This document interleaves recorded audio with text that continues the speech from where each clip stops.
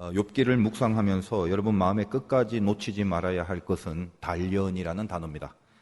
단련 받기 싫은 사람한테는 욥기는 아주 잔인한 성경이 될 것이고, 단련의 필요함을 느끼는 사람에게 욥기처럼 황금률이 되는 성경은 없을 것입니다.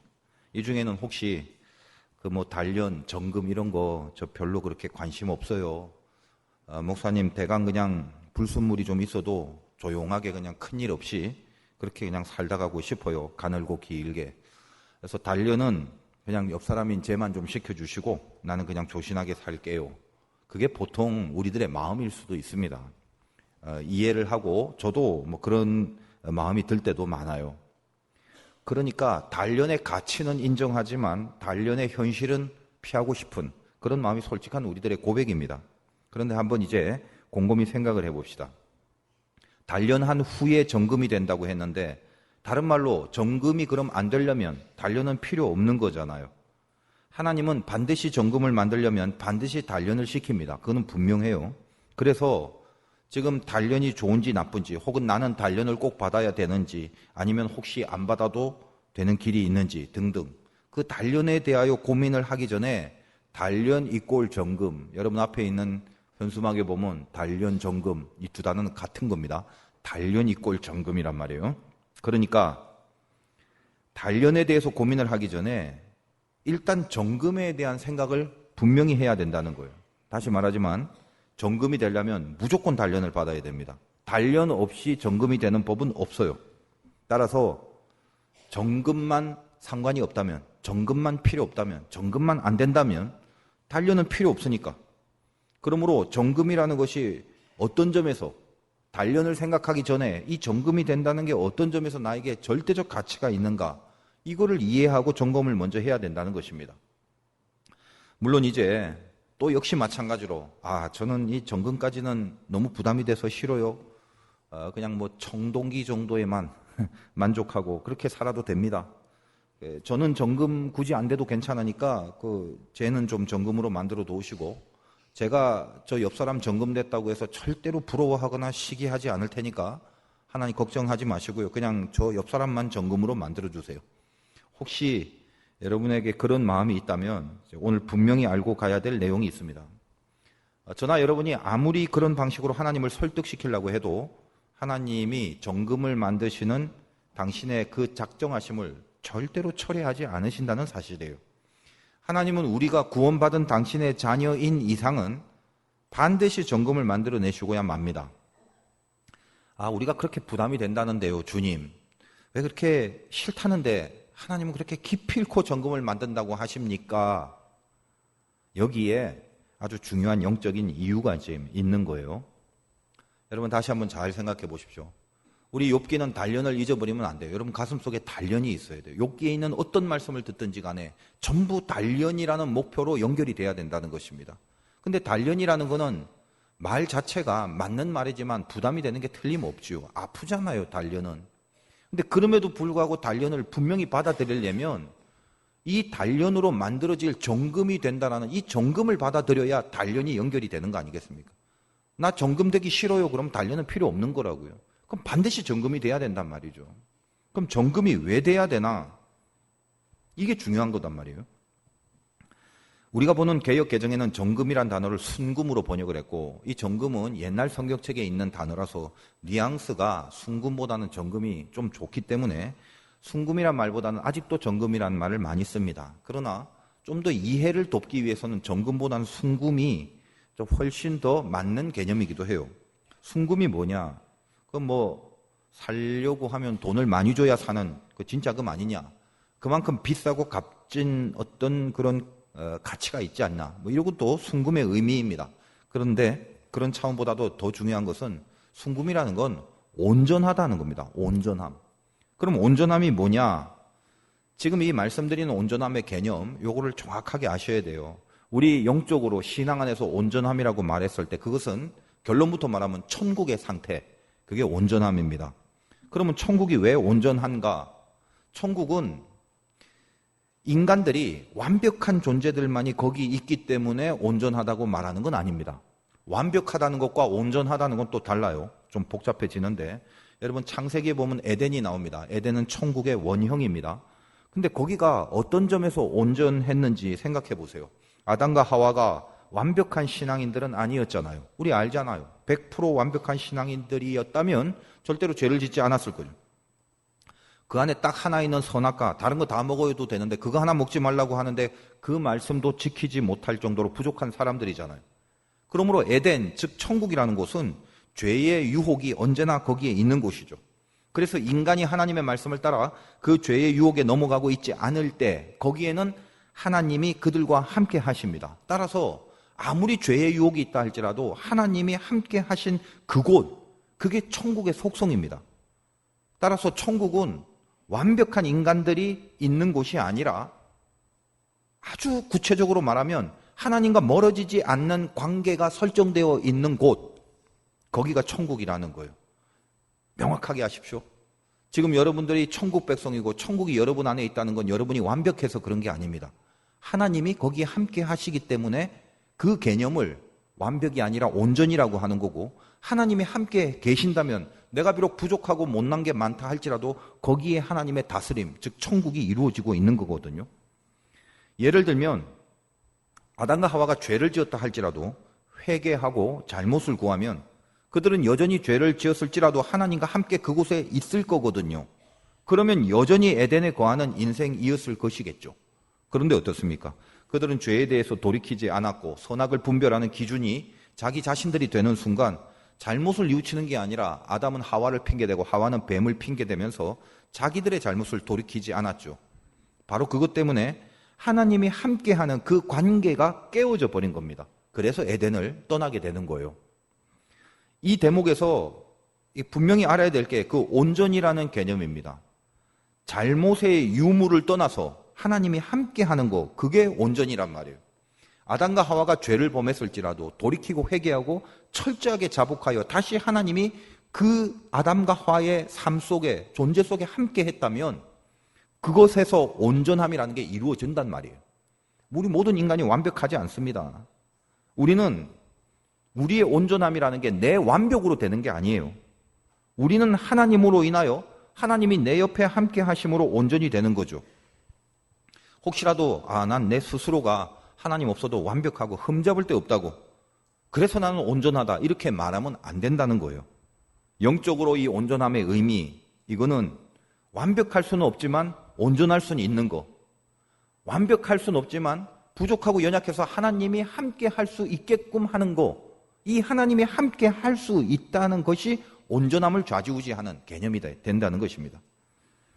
여러분, 완벽이라는 거, 이거 우리가 스스로 해내야 되는 경지죠. 완벽은. 너 완벽해라 할 때 그 자체가 불가능해요. 온전은 불완전한 우리에게도, 그럼에도 하나님이 같이 거하시면 그게 온전이기 때문에 우리에게 가능한 것이 이 온전이라는 것입니다. 천국은 완벽한 사람이 가는 것이 아니라 온전한 사람이 가는 것입니다. 왜? 거기는 하나님이 함께 하는 게 온전이기 때문에, 하나님이 함께 하는 게 천국이기 때문에. 따라서 구원이라는 것도 마찬가지죠. 천국을 간다는 거, 구원 받는다는 거, 이것은 완벽한 사람이 받는 것이 아니라 온전한 사람이 받는 것이 구원이죠. 다시 말하여 구원은 하나님이 함께하는 상태다, 이 말입니다. 아담과 하와가 에덴을 떠난 것은 천국을 떠난 것이다라고 볼 수 있는데, 에덴에는 먹을 게 많고 거기는 아름다운데 그곳을 떠나서 막 황량한 어떤 곳으로 가버렸기 때문에 그들은 좋은 장소인 이 에덴, 즉 천국에서 떠났다라고 말해야 되는 것이 아니라, 여기 에덴, 즉 하나님이 함께하는 곳에서 하나님이 멀어져 버린 곳으로 나가버렸기 때문에 천국에서 떠났다라고 그렇게 말해야 하는 것이죠. 알다시피 이후에 가인이라는 사람이 등장합니다. 가인은 죄를 졌습니다. 하나님을 멀리 떠나 에덴의 동편으로 가버렸죠. 그곳에서 인류의 모든 첨단의 문명이 가득한, 즉 세상적인 차원에서는 무지하게 고급스러운 도시, 가인의 도성을 건설합니다. 그러나 거기를 천국이라고 하지 않습니다. 왜 그래요? 환경이 아무리 고급스러워도 하나님이 거기에 함께 하지 않기 때문에 거기는 천국이 아닌 곳이죠. 그러므로 가인의 도성이라는 것은 완벽을 추구할 수 있을지 몰라도 절대로 온전할 수는 없는 곳이었다는 것입니다. 여러분이 예수 믿는 이유가 뭐예요? 천국, 그거 하나예요. 다른 잡생각들 하시지 마십시오. 저나 여러분 곧 죽습니다. 알고 있으시죠? 사는 건 잠깐이고 죽음 이후는 영원인데 어떻게 보면 제일 어리석은 사람이 죽음 이후에 대한 생각을 안 하고 사는 거죠. 세상에서 퇴직한 후에 얼마 살지도 못할 노년에 대한 계획은 무지하게 민감하게 하면서 영원이라는 것을 민감하게 준비하는 마인드는 그렇게 쉽게 찾아볼 수가 없습니다. 그게 머리 나쁜 인간들의 어리석음이거든요. 여러분이 만약에 천국에 안 가려면 교회 왜 다녀요? 힘든 세상 그냥 잠시 하나님 믿으면서 위로받고 으쌰으쌰 힘 좀 내고 이 세상에서 잘 사는 삶을 살려고 그렇게 믿음 생활 하시는 겁니까? 그게 아니죠. 이번에 제가 케언즈에 가서 했던 설교 제목이 천국에 대해서라는 제목이었습니다.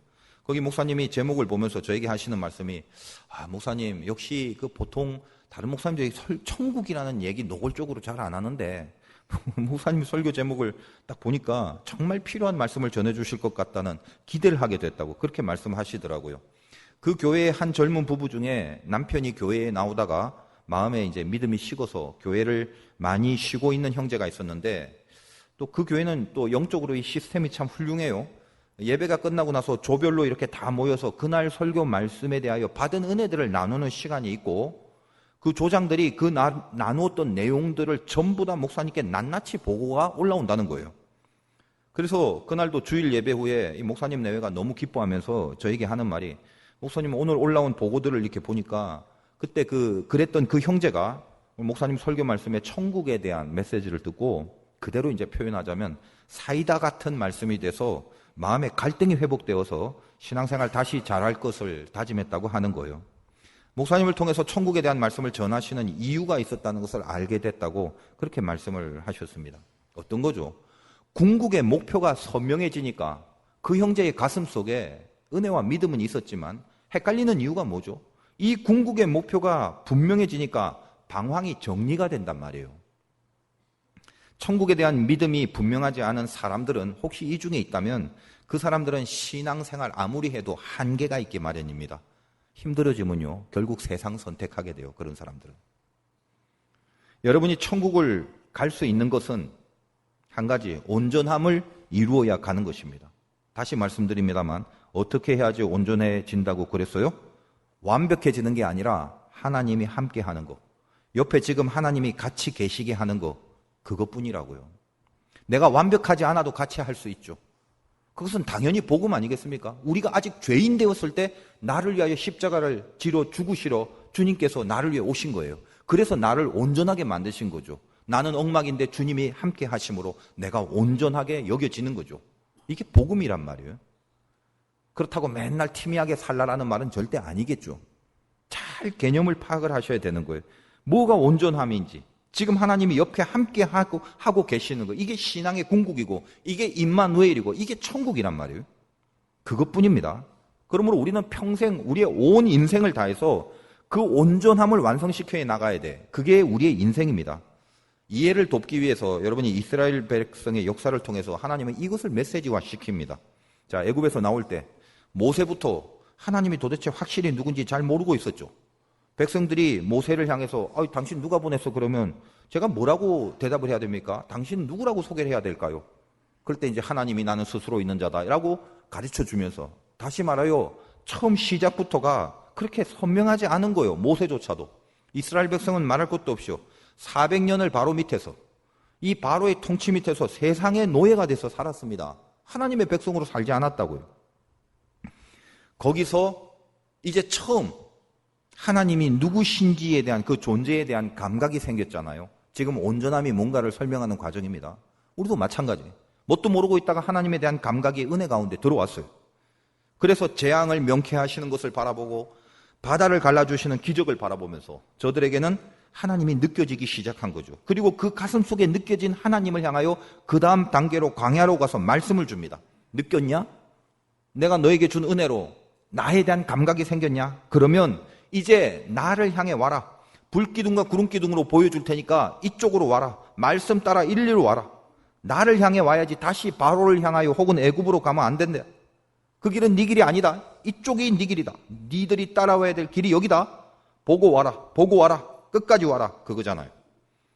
그리고 따라가기만 했던 광야의 다음 단계는 가나안으로 가서 드디어 여기서 그 처음부터 시작된 모든 것에 온전함이 완성되고 연결어지는 거죠.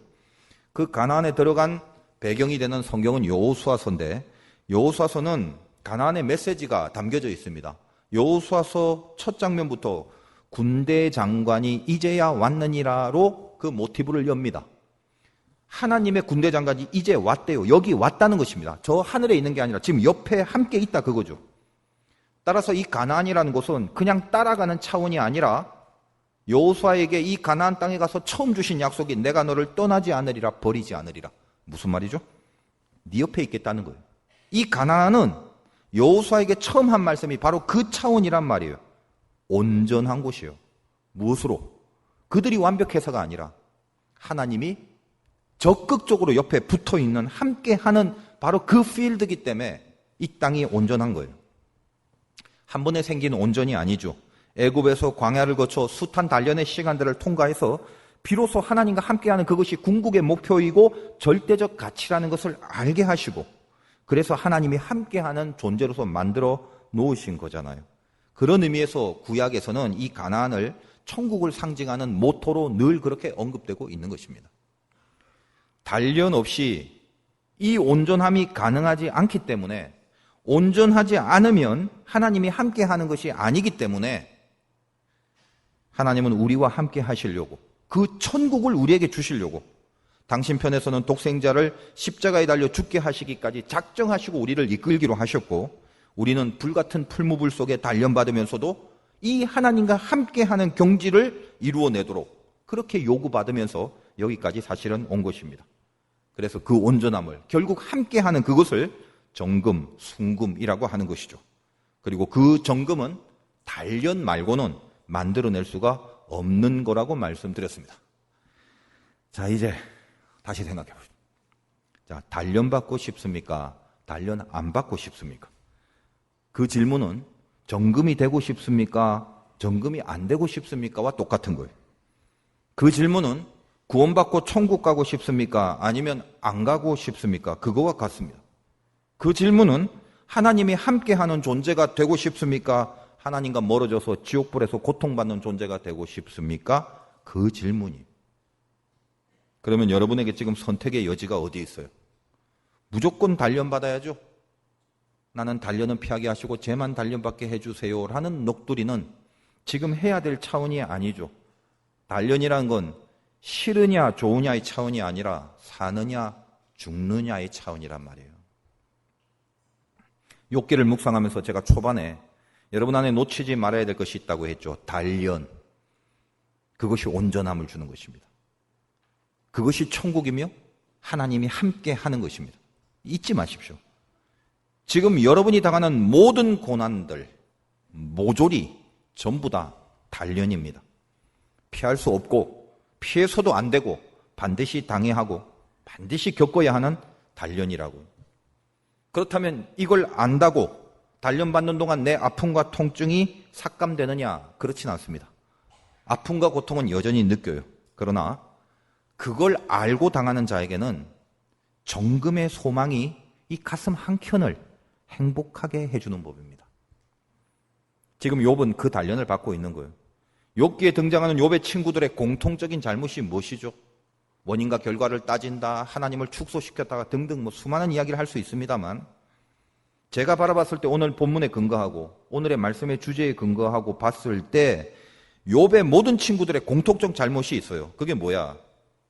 그들이 말하는 내용은 그 액면, 그 문장만 보면 틀린 말도 별로 없고 오히려 그냥 은혜가 많이 되는 내용이면 틀림없습니다. 그런데 제일 중요한 것을 놓치고 있다는 거예요. 오늘 등장하는 욥의 친구 빌닷도 마찬가지입니다. 뭘 놓치고 있나요? 이 고난이, 욥이 당하는 게 단련이라는, 우리는 너무나도 잘 알고 너무나도 분명히 알고 있는 이 진리, 지금 욥이 당하는 고난이 단련이라는 가장 명확하고 분명한 이 욥의 고난의 의미, 그걸 놓치고 있다는 것입니다. 읽어보세요. 빌닷의 논리, 오늘 이거는 읽고 싶은 마음은 없어요. 왜? 이거는 틀린 말이기 때문에.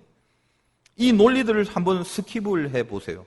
여기 단련에 대한 의미를 알고 하는 말 하나도 없습니다. 만약에 조금이라도 알았다면 욥한테 가서 좀 견뎌봐. 이제 네가 정금처럼 될 거잖아. 이 말을 했어야죠. 어떤 친구가 그런 얘기 합니까? 아무도 없어요. 틀린 말 분석할 필요는 없지만 여러분이 혹시 또 성경 읽다가 문맥 자체가 또 이해가 안 되면 안 되니까 대강 한번 보겠습니다. 엘리바스가 얘기한 것에 대하여 욥의 대답을 듣고 나서 옆에 빌닷이 그걸 듣고 화가 아마 많이 난 것 같아요. 뒷단에는 이놈이 자기 잘못을 빨리 고백하고 자복해야 되는데 이 욥이 끝까지 반항하냐 이거죠. 그래서 빌닷이 이제 드디어 2절에 이렇게 나갑니다. 네가 어느 때까지 이런 말 하겠고 어느 때까지 네 입의 말이 거센 바람과 같겠는가? 이게 무슨 말이죠?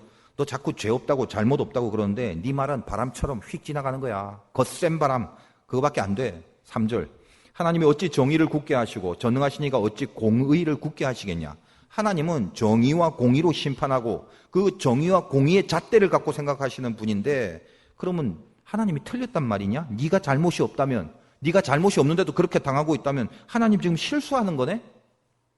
그리고 4절에 아주 심한 말까지 합니다. 네 자녀들이 주께 죄를 지었으므로 주께서 그들의 그 죄에 버려두셨다. 무슨 말이에요? 네 자녀들이 지금 다 죽은 거 있잖아. 뭔가 그들이 죄를 진 게 있기 때문이야. 이렇게 얘기를 하는 거예요. 6절에 또 청결하고 정직하면 반드시 너를 돌보시고 내 의로운 초소를 평안하게 하실 것이다. 그러니까 너 마음을 더러운 마음 청결하게 해. 지금 빨리 자복하고 그거 쓸어내고 바꿔. 그게 살 길이야. 너 지금 더러워서 그래. 그러면서 이제 우리가 너무나도 잘 알고 있는 여러분의 식당이나 장사하는 집에 늘 걸려있는 성경 문구 7절 네 시작은 미약하였으나 네 나중은 심히 창대하리라. 이렇게 연결이 되는 것입니다. 이 기독교 말씀 만드는 선구사에서 좀 공부를 하고 그런 걸 좀 만들어 주셨으면 좋겠다라는 생각이 들어요. 이거는 지금 논리적으로 지금 빌닷이라는 하나님이 틀렸다라고 말하는 자가 하는 말이죠. 더군다나 이 전개와 연결되는 부분에서 보면 어떤 의도죠? 빌닷도 막 저질러 놓고 지 생각에 친구한테 좀 심했다 생각을 했겠죠. 그러니까 슬쩍 막 위로 비스무리하게 야, 난 나중에 잘 될지도 몰라. 돌이키면 창대하게 될지도 몰라. 이렇게 내뱉는 말 아니겠습니까? 그런데 그렇다 할지라도 이 말 자체가 욥기에 흐르는 신학적으로 어떤 흐름 속에서 틀림이 있는 것뿐만 아니라 이 말 자체, 그 자체도 틀린 게 있죠. 왜 틀렸습니까? 여러분 욥의 시작이 미약했어요? 시작 보세요. 앞부분에 양 7,000마리, 낙타 3,000마리, 소 500결이, 암낙이 500마리, 많은 종들, 동방 사람 중에 가장 훌륭한 사람이고 가장 큰 자라고 그렇게 시작합니다. 이게 미약해요 이게? 창대하고도 남음이 있는 시작이잖아요. 그러니까 이 정도만 봐도 어때요? 이 빌닷의 말 속에는 단련이라는 의미, 그건 호리만큼도 발견되지 않고 욥이 받는 이 고난을 단련이란 차원에서 전혀 해석을 못하고 있지 않습니까? 빌닷을 비롯한 욥의 모든 다른 친구들이 말하는 그 말의 내용 자체가 틀렸다는 게 아니라 이 욥의 고난 속에 하나님이 심어놓은 단련의 진주와도 같은 가치, 이거를 전혀 발견하지 못했다는 것이 그들의 잘못이란 말이죠. 이후에 계속되는 빌닷의 말들 별로 구체적으로 다룰 건 없습니다. 다 틀린 말들이니까. 그러나 여러분의 그 성경 읽기의 이해를 좀 보기 위해서 빨리 한번 스킵을 해봅니다. 그리고 계속 어떤 말 합니까? 8절부터 11절까지는 청하건대 너는 옛 시대 사람에게 물으며 이렇게 나옵니다. 그러니까 이런 거예요. 너 옛날 사람 봐봐. 전통적으로 신앙이라는 게 이런 거였잖아. 그런 설득이란 말이에요. 재판에도 판례가 있듯이 네 잘못이 분명한 게 가만 보면 옛날 사람들이 쭉 해왔던 걸 보면 경험적으로 알 수 있는 거야. 네가 잘못하고 죄짓고 뭔가 엉뚱한 짓을 하니까 이게 다 옛날부터 내려온 거야. 이 전통을 무시하면 되겠냐? 이 경험을 네가 모른 척 할 수 있겠냐? 빨리 시인하고 잘못했다고 해. 그리고 11절 이후에 왕골이 진펄 아닌 데서 크게 자라겠으며 무슨 말인지 모르시겠죠. 갈대가 물 없는 데서 크게 자라겠느냐? 이런 내용들. 14절에 보면은 그가 믿는 것이 끊어지고 그가 의지하는 것이 거미줄 같은 즉 왕골 나오고 진폴 나오고 그러는데 쉽게 말해서 여러분 왕골이라는 것은 파피루스인데 파피루스가 옛날 그 종이처럼 쓰여지는 거 종이의 재료거든요. 영어로 종이를 페이퍼라고 그러는데 이게 파피루스에서 나온 말이에요. 그러니까 이 파피루스나 갈대 같은 거는 물이 없는 곳에 있으면 말라 죽어버리잖아요. 그러니까 너도 하나님 앞에 죄 짓고 그 물의 근원, 생명의 근원인 하나님을 떠나 있으니까 이렇게 말라 비틀어지는 고난을 당한 거야. 그리고 여기 거미줄이 막 쫙 쳐지면 처음엔 파리도 붙고 모기도 붙고 이래서 좀 곤충들이 좀 잡히겠지만 너 거미줄에 결국 봐라. 다 망가지잖아. 네 인생 그런 거다. 지금 이렇게 말하고 있다는 거예요. 이후의 내용들도 다 그런 종류입니다. 17절 보니까 그 뿌리가 돌무더기에 설이어서 돌 가운데로 들어갔을지라도, 그러니까 이건 지금 악하게, 정상적인 것이 아니라 악하게 박힌 거를 말하는데, 그게 뽑혀지고 나면 18절에 그곳에서 뽑히면 그 자리도 모르는 채 하고 이르기를 내가 너를 보지 못하였다. 뭐 이런 겁니다. 어쨌든 그걸 뽑혀지고 나면 그 박힌 자리를 못 본 척한다는 거죠. 악한 사람이 고난을 받으면 하나님이 어디 있는지 모른 척한다. 지금 이 말을 빗대어 하는 말이고, 19절에 그 길의 기쁨은 이와 같고 그 후에 다른 것이 흙에서 나리라. 그렇게 해버리면 이후에 악한 게 거기서 또 나기 시작한다. 악이라는 건 계속 악순환이다. 잘못 돌이키지 않으면 계속 반복된다. 그런 얘기들 하는 것입니다. 20절에 하나님은 순전한 사람을 버리지 아니하시고 악한 자를 붙들어 주지 아니하심으로, 무슨 말이죠? 하나님은 순전한 사람 버리지 아니하니까 너 빨리 순전하게 돌아와야 돼. 네가 잘못을 인정하고 돌이키면 21절 웃음을 네 입에, 즐거운 소리를 네 입술에 채운다. 너 지금부터 잘못 돌이키고 빨리 반성하고 손 들고 다시 와. 잘못했다고 빨리 시인해. 그러면 하나님이 왜 순전한 사람을 버리시겠냐? 너한테 다시 웃음 찾게 될 거야. 22절에 너를 미워하는 자는 부끄러움을 당할 것이라. 네가 돌이키기만 하면 너를 미워하는 자가 부끄러움을 당해. 즉 너는 굉장히 올바르고 괜찮은 사람이 다시 될 것이고, 그렇지 않고 악인이라면 악인의 장막은 없어지게 되는 거야. 말은 그렇게 하지만 은근히 빌닷은 욥을 보고 악인이라고 지적하는 거죠. 너는 결국 악인이기 때문에 네 장막이 무너진 것 아니겠냐라는 논리로 결론을 짓고 있습니다. 아이고, 무지하게 꼼꼼한 어투로 이 논리를 펼치지만 이 중에 몇 퍼센트를 위해서 제가 지금 이것을 쭉 훑었는지는 모르겠어요. 근데 여러분 마음속에 이런 생각을 해야 돼요. 굉장히 꼼꼼한 어투로 계속 논리를 펼치지만 핵심적인 게 뭐죠? 이 중에 고난의 배후에 단련이라는 가치를 알고 하는 소리가 하나도 없죠. 지금 욥은 온전함을 향해서 하나님이 드라이브하고 계시잖아요. 하나님이 몰고 가는 지독한 광야를 걷는 중이란 말이에요. 그래서 여러분 지금까지 제가 욥기를 여러분에게 전하면서 가끔씩 이 욥의 깊은 탄식 속에서도 안간 힘을 다하여 그 온전함, 즉 하나님과 같이 하려고 하는 너무나도 가련하고 처절한 믿음이 그게 우리의 심금을 울리고 있었거든요. 그게 욥기거든요. 이제껏 다루었던 메시지가 그거잖아요. 욥의 시작은 창대함이었지 결코 미약함이 아닌데, 시작이 창대하다는 말이 주는 큰 의미는 욥의 운명이 창대하다는 거죠. 하나님이 욥을 창대하게 이끌어 가시는 가운데 잠깐 미약이라는 것을 이용하는 거죠. 근데 그걸 모르니까 시작을 미약했다고 말하잖아요. 근데 이게 여러분 이제부터 한번 잘 정신을 차려서 들어보셔야 돼요. 이게 얼마나 커다란 함정인지, 왜 빌닷이 시작을 미약했다라고 얘기했는지, 여기에 포함된 실수가 뭐예요? 자, 너 처음에 미약하지만 애쓰고 용쓰고 기를 쓰고 다시 노력해서 창대해질 수 있는 조건을 네 편에서 빨리 마련해라, 그겁니다. 맞는 말 같지만 이게 어디서 커다란 실수가 있는 거예요? 시작을 미약으로 해서 용쓰고 애쓰고 힘써서 창대함을 노리게 된다면 결국 창대하리란 보장이 있어요, 없어요? 인간이라는 게 연약해서 끝까지 노력을 못한다거나 중간에 힘 빠져서 포기하면 애초부터 미약한 데서 시작했기 때문에 창대고 뭐고 결론은 결국 미약으로 끝나는 거죠. 다시 이 말이에요. 창대해지는 게 지가 하는 겁니까? 지 노력으로 창대해질 수 있는 거냐고요. 빌닷은 지금 그러라고 하는 거죠. 단련이 온전케 하시는 하나님의 도구라면 그 단련은 결국 온전을 만들어낼 것임이 일단 분명하잖아요.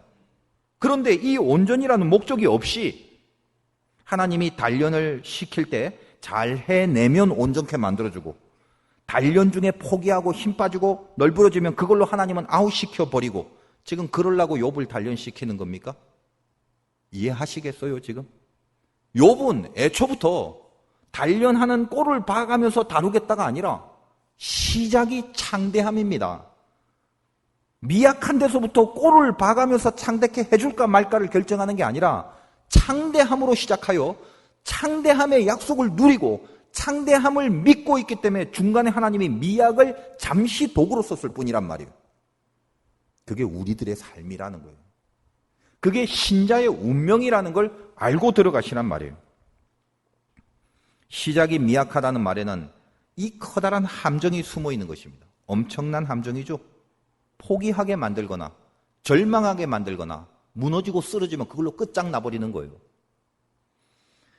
욥은 시작이 창대했습니다. 다른 말로 이거는 부자로 시작했다는 말만 말하는 게 아니라 하나님은 욥에게 창대함을 약속하고 허락했어요. 이미 하늘에 있는 영계에 욥을 의인으로 인정한 거기서부터 욥을 향하여 펼치실 하나님의 뜻은 시작했다고요. 그리고 그 창대함을 온전히 이루기 위하여 이 고난, 이 미약함이란 이 단련을 시키는 거죠. 이게 무슨 차이인지 조금 더 한번 알아봅시다. 여러분이 잘 알고 있는 시편 23편은 유명합니다. 그 처음 시작이 어떻죠? 사망의 음침한 골짜기를 지날 때라도 해를 두려워하지 않을 것은 그렇게 시작하지 않죠. 음침한 골짜기라는 것은 미약함인데 그렇게 미약함으로 시작하지 않습니다. 여러분 알다시피 시편 23편의 서두가 뭡니까? 여호와가 나의 목자시니 내가 부족함이 없으리로다. 이게 시작이에요. 그것이 신자의 시작이며 욥의 시작이에요. 그걸 알아야 그 시편 23편의 마지막 결론, 평생의 선하심과 인자하심이 나를 따르리니 내가 여호와의 집에 영원히 살리로다. 그 천국에 영원히 살리로다. 다시 말해서 아까 말씀드린 것처럼 하나님과 함께 거하는 그 영혼을 누리리라. 이 약속이 완성되는 것입니다. 골짜기를 잘 통과하면 푸른 초장이 나오고 혹시 재수 없거나 힘 빠져서 중간에 삐끗하면 푸른 초장으로 못 가고 낭떠러지에 떨어져 죽는 거. 그래서 이 골짜기가 두려워 발발 떨게만 만드는 거. 그런 게 아니죠. 시작이 미약하다가 잘 가면 푸른 초장, 재수 좋으면 푸른 초장. 시작이 미약한데 못 가면 절벽 낭떠러지. 이게 아니라 시편은 시작부터 부족함이 없다는 겁니다. 왜? 여호와가 나의 목자시니. 하나님이 함께 하시는 것부터가 시작이니까 이미 온전함, 하나님이 함께 하는 것으로의 운명이 지금 시작되는 그 약속을 먼저 하시는 것입니다.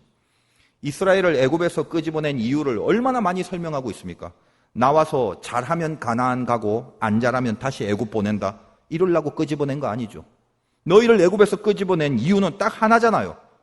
족과 꿀이 흐르는 약속의 땅 가나안으로 데리고 가기 위하여 너희를 끄집어냈다는 것입니다. 시작이 이미 창대했다고요. 6월절에 주님의 보혈을 통해서 이 약속을 먼저 주고 그리고 시작하는 행진이라 이거죠. 그게 저와 여러분의 행진입니다. 단련을 잘 받아서 뭔가 내 편에서 내 힘으로 해내고 나면 온전해지는 게 아닙니다. 그러므로 단련은 그 단련의 과정 속에서 하나님의 함께함을 지켜내므로 이미 온전함을 이루고 있는 거란 말이에요. 여러분 이 중에 그리고 앞으로 그리고 옛날에 망하고 아팠고 시련이 있고 깨졌고 그런 경험 있죠.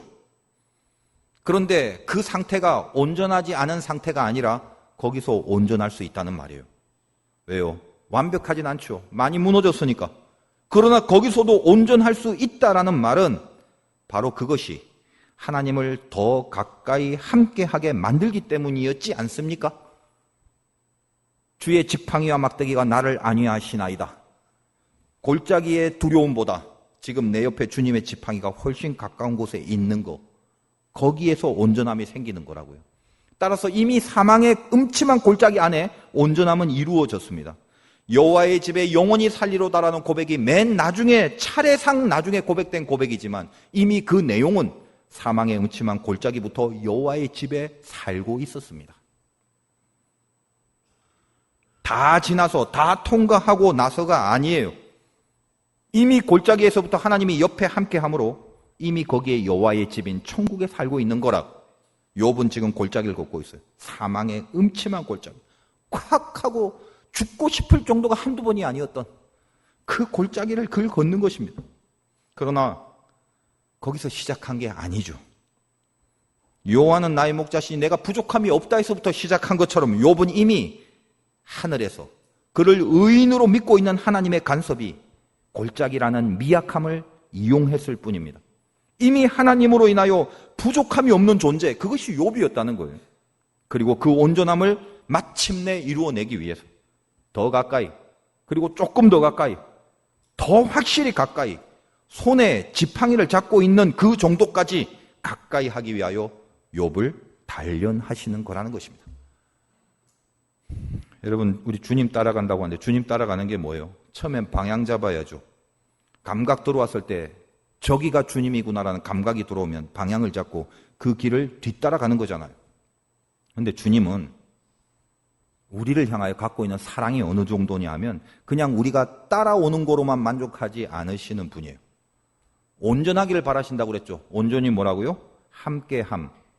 따라오는 수준에서 만족하는 것이 아니라 바짝 옆에 붙어서 몸이 비벼지고 옆에서 함께하는 존재로 있기를 바라시는 거예요. 그게 하나님이 우리를 향하여 갖고 있는 사랑이에요. 그래서 영원히 함께하는 그 온전함, 그 천국을 이루시는 거고 그렇기 위하여 우리를 온전하게 만들어 가시려는 것입니다. 그런데 여러분 따라가는 동안 두 발, 두 손 송하고 두 눈이 멀쩡하고 그럴 땐 따라가는 것만이 우리 신앙의 내용일 수가 있어요. 그러나 하나님은 거기까지 그 차원에서 멈추지 않는다고 그랬죠. 두 발 송하고 두 눈 송하면 으쌰으쌰 힘차게 따라갑니다. 그런데 불을 만나요. 물을 만나요. 빠지고 데이고 쓰러집니다. 그때는 따라갈 수가 없어요. 따라갈 여력이 생기지 않아요. 그때는 뭐밖에 없냐? 주님 손 잡는 것밖에 없어요. 그 손이 나를 붙들어 끌고 가게 하는 그 방법 말고는 방법이 없게 만들어지는 것입니다. 바로 그때 쓰러지는 아픔은 있다 할지라도 따라가는 차원에서 끝나는 것이 아니라 가장 가까이 주님이 함께하는 어느 정도냐 하면 아예 내 손을 확 잡아버려 주시는 그 온전함이 그것이 가능해지는 거란 말이에요. 제가 어릴 때 이 얘기 예전에도 한번 한 적이 있는데 풀장에 갔는데 아주 쬐꼬말 때요. 고무공 하나를 안고 놀다가 점점 저도 모르게 깊은 곳으로 가게 됐는데 발이 안 닿는 거예요.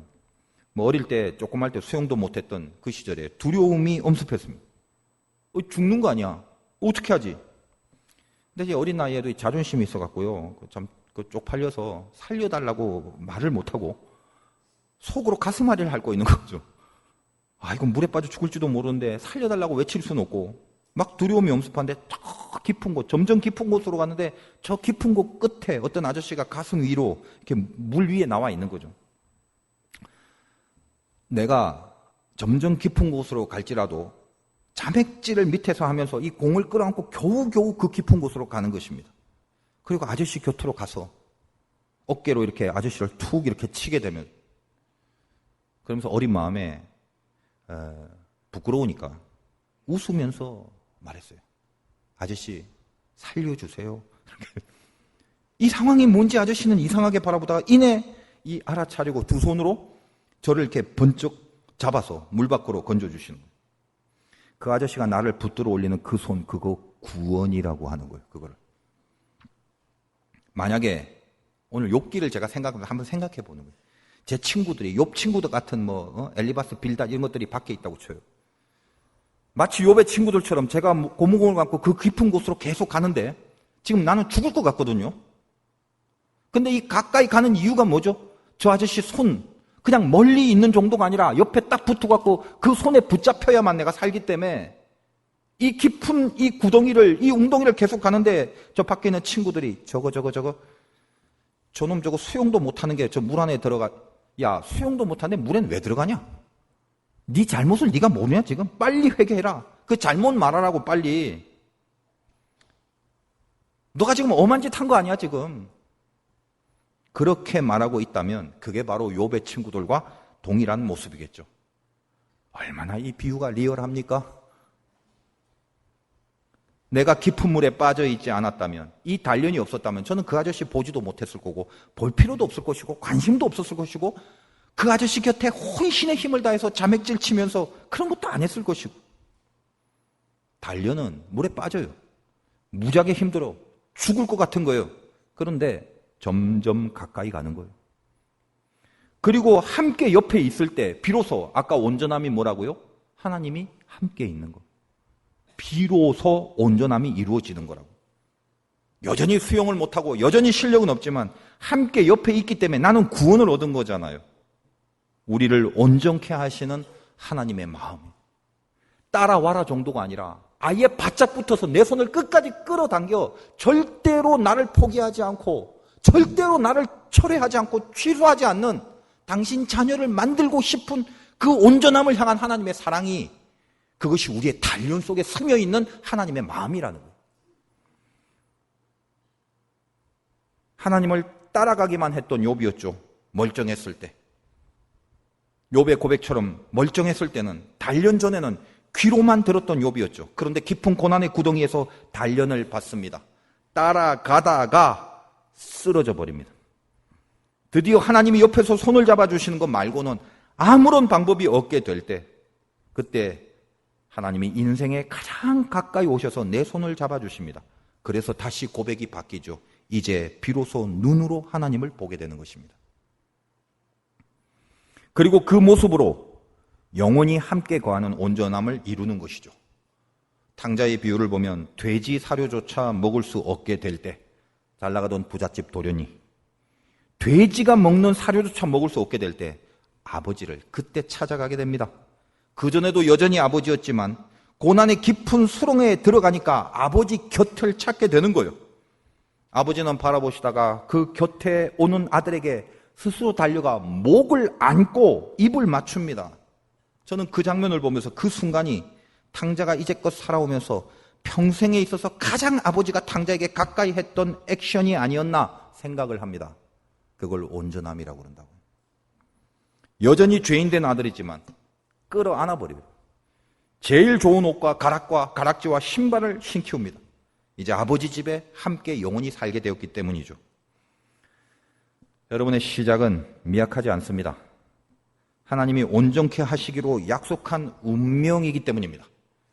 지금 당하고 있는 것을 미약한 시작이라고 보는 순간 창대해질까 말까를 여러분의 노력과 재수와 여러분의 의지로 결론 지으려는 어리석음을 범하게 됩니다.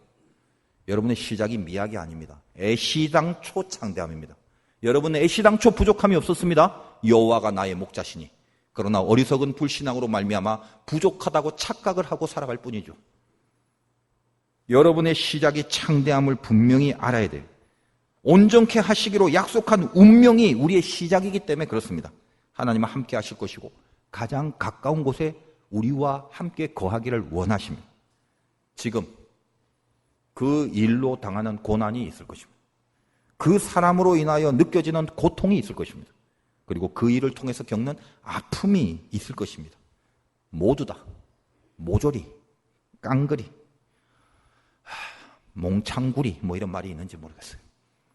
전부 다 하나님의 단련일 뿐입니다. 나를 온전케 하시는, 바로 옆에서 그 손을 잡게 하시는 하나님의 사랑이십니다.